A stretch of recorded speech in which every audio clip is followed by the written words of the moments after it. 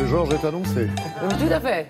Le tigre, évidemment. Georges Clemenceau. Anna. Clemenceau, c'est le titre d'un spectacle qui va en effet se jouer ce week-end au Palais des Congrès à Paris. Et une centaine d'artistes sur scène va nous replonger dans l'ambiance et l'histoire de cette Première Guerre mondiale avec les destins croisés de jeunes poilus arrachés à leur terre natale. Et un spectacle qui vraiment vous parle du désespoir, mais aussi du courage. Tout y est, c'est vraiment assez fort. Et c'est un bon moyen, je pense, de parler à des gens qui ne seraient pas forcément si curieux de ça, de la période historique. Le tout, donc, sur le regard de Georges Clemenceau. Georges Clemenceau, on s'en fait une idée souvent très autoritaire. C'était le cas, non ? C'était le cas, mais pas que. Mais pas que. Est-ce que vous saviez qu'il était un vrai amoureux des arts ? Et de la musique ? Et de la musique. Il avait même écrit lui-même une comédie musicale. En 1900, figurez-vous. Du coup, je pense qu'il validerait ce spectacle avec Clemenceau. C'était une fantaisie musicale orientaliste, voyez-vous, qu'il avait fait mettre en musique par Fauré, rien que ça, qui avait été joué à Paris dans des théâtres. On ne le savait pas. Et bien pourtant, c'était une de ses facettes. On va en découvrir plein d'autres dans le spectacle ce week-end. Je vous encourage vraiment à y aller. Et là, je vous emmène, la production a une bonne idée. Ils ont amené les rôles principaux dans l'appartement de Georges Clemenceau à Paris pour une répétition chargée d'émotions. Je peux vous dire que ça a marché. On sentait l'ombre du tigre derrière les interprètes. C'était vraiment impressionnant. Je vous y emmène, vous allez voir que interprétation, émotion, histoire, tout ça, ça marche bien.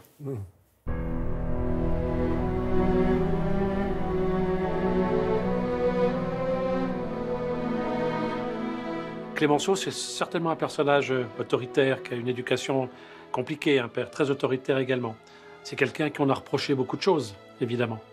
Mais enfin, je pense que c'était un homme sensible. C'était un homme d'une grande intelligence, d'une grande rigueur, d'une grande bonté. Et lorsqu'il dit des soldats, ils étaient sublimes, et ils ne le savaient pas, je pense que c'est le plus bel hommage qu'on peut rendre à tous ces soldats qui sont partis la fleur à la bouche en disant la guerre durera 6 mois et qui ne sont jamais revenus. On n'est quand même pas sur n'importe quel perron. Vous avez Clemenceau derrière vous, quoi. Vous avez le mec qui a vécu là-dedans. Il y a l'ombre du tigre qui plane. Pensez juste à ça. Ça va vous charger davantage encore. Je trouve que c'était important de faire un parallèle entre le sacrifice de ces soldats, mais le sacrifice aussi de toutes ces femmes qui sont restées et qui, à leur manière, ont fait l'effort de guerre pour qu'on arrive aussi à la fin de cette guerre le plus rapidement possible. Il y a 2 frères dans cette histoire, et l'un écrit à sa fiancée en lui disant « Tu sais, mon frère me protège, il est merveilleux. » Jean-Marie, hier, il m'a sauvé la vie. Pour d'autres, c'est l'éternelle nuit. Qu'ont-ils gagné à servir leur patrie? Le dernier poilu depuis 2008 a disparu. On a donc quitté petit à petit la mémoire vivante et on rentre petit à petit également dans l'histoire. Et c'est dans ce créneau que le fait de travailler à la fois Clemenceau et puis le souvenir des tranchées, le souvenir de l'effort de guerre, le souvenir de ces hommes et de ces femmes qui se sont battus pour leur pays, était à nos yeux vraiment important.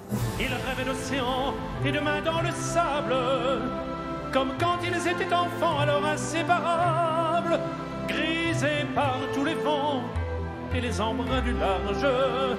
Ces senteurs salées, ces marées océanes. Mon rôle dans cette production, c'est d'être un conseiller militaire. L'idée, c'est quand même de faire connaître Clemenceau au plus grand nombre, le faire d'une façon plaisante, mais tout en étant, parce qu'on est dans le centenaire, historiquement rigoureux. Et croire que bientôt, peut-être, le canon cesse dans cette tranchée des baïonnettes.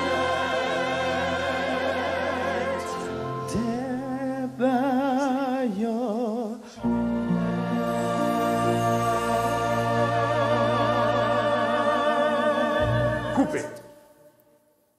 Spectacle qui a le label. Oui, centenaire. absolument. Le colonel Sass, que vous venez voir très ému par l'interprétation, a été très rigoureux dans l'exactitude des données militaires du spectacle. Et donc, en effet, les très sérieux historiens de la commission de mémoire de 14-18 a donné son label. Donc, allez-y, c'est à la fois instructif et émotion garantie. Et en plus, ce spectacle participe à l'œuvre nationale du Bleu et de France que nous portons, bien sûr, par solidarité. Oui, 1 euro sur chaque billet sera reversé au Bleu.